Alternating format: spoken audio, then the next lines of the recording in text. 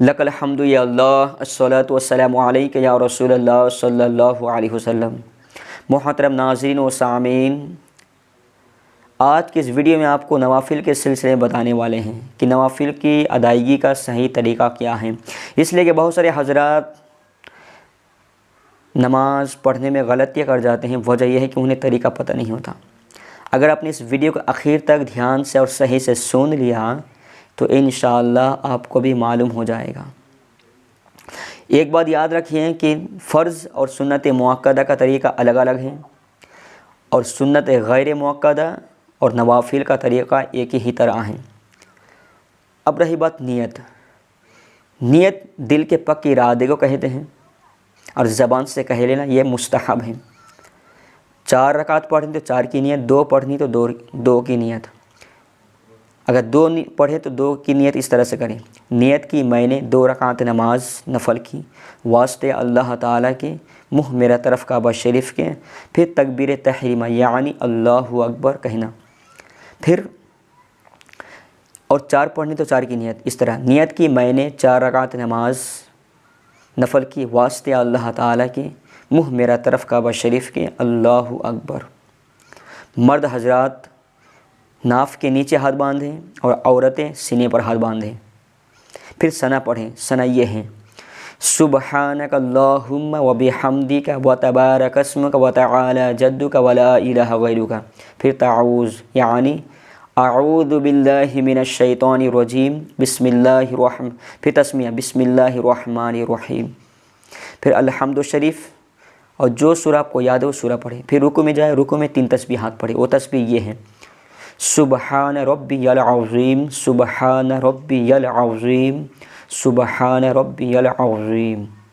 फिर समी अल्लाहु लिमन हमीदा रब्बना वलकल हम्द कहते हुए खड़े हो जाएं।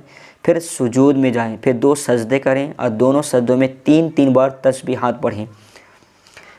और वो तस्बीह ये हैं सुबहान रब्बियल आला, सुबहान रब्बियल आला, सुबहान रब्बियल आला। 1 रकात हो गई इस तरह से। अब फिर दूसरी रकात के लिए आप खड़े हो जाएं। फिर बिस्मिल्लाह अल्हम्दु शरीफ और जो आपको सूरा याद हो सूरा पढ़ें। फिर रुकू में जाएं, रुकू में 3 तस्बीह पढ़ें। फिर सुजूद में जाएं और दोनों सजदों में 3-3 बार तस्बीह पढ़ें। 2 रकात में बैठें, अत्तहियात मुकम्मल पढ़ें। अगर आपने 2 रकात नफल की नियत की हैं तो मुकम्मल अत्तहियात, दुरूद शरीफ और जो दुआ यानी दुआ मासूरा है वो पढ़ें और सलाम दाएँ और बाएँ जानिब सलाम फेर दे, आपकी नमाज़ मुकम्मल हो जाएगी। और अगर आपने 4 रकात नफल की नियत की हैं तो ये 2 रकात में बैठना ये आपका क़ादे उला होगा और इस क़ादे उला में आपको पूरा तशहुद और दुरूद शरीफ और दुआ पढ़नी है। फिर तीसरी रकात के लिए खड़े हो जाना है और तीसरी रकात में पहली रकात की तरह सना पढ़ें। फिर आऊज़ु बिल्लाह, बिस्मिल्लाह, फिर अल्हम्दु शरीफ और जो सूरा याद हो सूरा पढ़ें।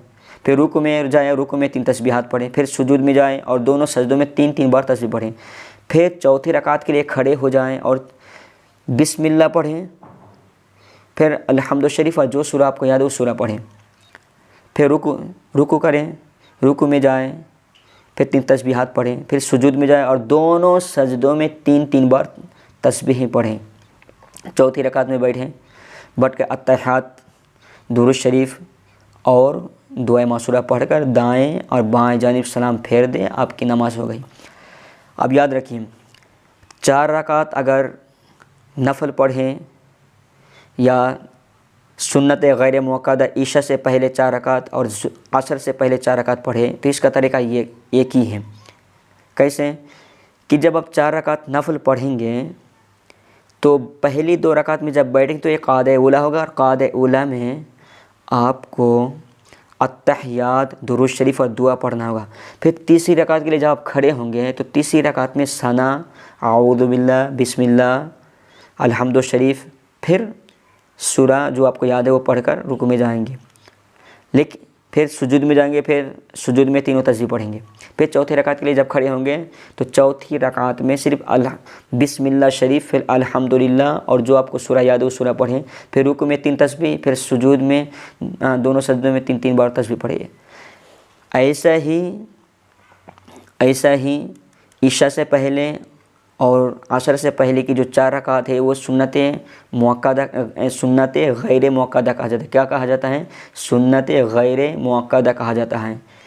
जब ये 4 रकातें पढ़ेंगे तो पहली रकात में मतलब दूसरी रकात में जब बैठेंगे अत्तहियात पढ़ेंगे तो ये क़ाद उला होगा, और इसी क़ाद उला में आपको पूरा तशहुद, दुरूद शरीफ और